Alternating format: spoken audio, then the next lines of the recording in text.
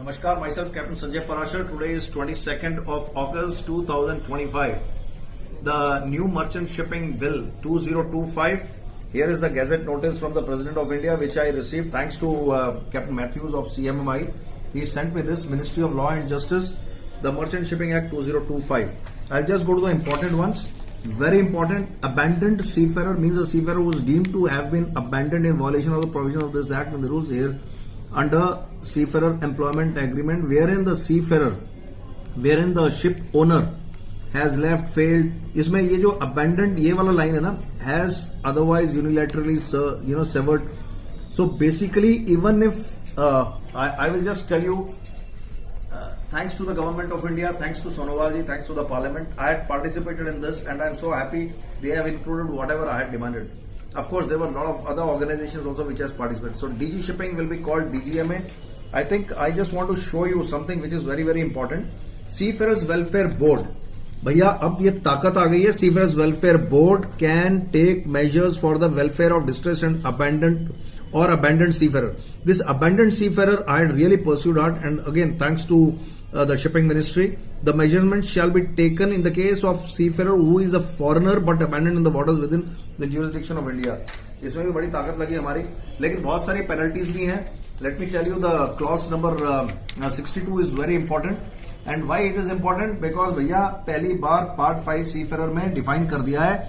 Seafarer is की worker. Thanks, बहुत बढ़िया. एंड सीफेरर डिस्पाइट बीइंग की वर्कर, अगर कोई दिक्कत आ रही है, अब पहली बार हमारे पास लिखित में आ गया. लेकिन ये 62 number 62 number is most important. The seafarer shall be engaged only by RPSL. If it is not a RPSL तो उसके लिए क्या पनिशमेंट्स हैं. And if you have paid money to get the job, if there is any discrimination, training institute unions can't push you to become their members and do it only from that institute. Every RPSL उसके लिए पूरा detail लिखा हुआ है, कहां पर penalty लगेगी. तो भैया 15 लाख की पेनल्टी है, 5 लाख की पेनल्टी है. यहां पर तो सर जेल है कि अगर सीफेरर को आपने बिना आरपीएसएल के जहाज पर भेज दिया, आप तो भारत सरकार के पास में ताकत आ गई.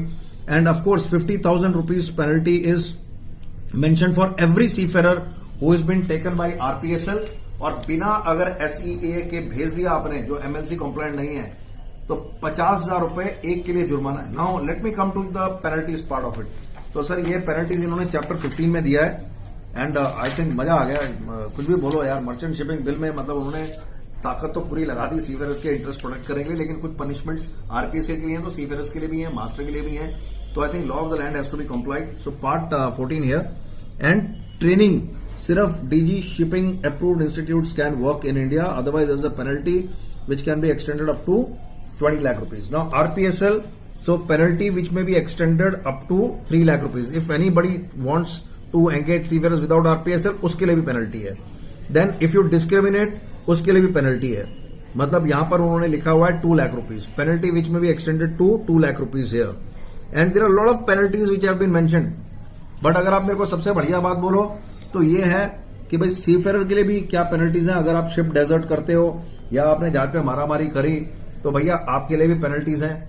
एंड वो पेनल्टीज हैं पैसे को लेकर, लेकिन जेल को लेकर भी, इम्प्रिजनमेंट को लेकर भी कुछ पेनल्टीज हैं.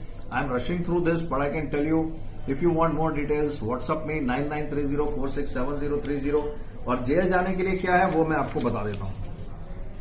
यहां पर अगर आपकी फ्रॉडुलेंट सीवी है और अगर आपने फ्रॉडुलेंट एंट्रीज करी है, if a seafarer before being engagement wilfully and fraudulently makes a false statement, तो भैया आपका 50,000 रुपए का जुर्माना है. If a seafarer is guilty of an offence specified in clause D and subsection 99, imprisonment. This is again master के साथ हाथापाई हुई और you have done some damage to the ship. And again jail. If any person carries on the business of आरपीएसएल without having RPSL, उसके लिए भी jail है. Imprisonment which may extend to 1 year. And if any person demands receive money, अगर आपको service charge के लिए है कुछ, तो अगर आपका ग्रेवियंस है, if it is proven, then of course 3 months की जेल है. So bottom line is really good bill.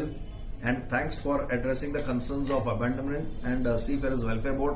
But 325,000 seafarers who are employed, I am sure the numbers are going to go up. And thanks to DG Shipping, which is now renamed as DGMA, Directorate General of Maritime Authority. और अगर आपको ज्यादा जानकारी चाहिए, as I said, my numbers are available with you. Thank you. जय हिंद, जय नाविक.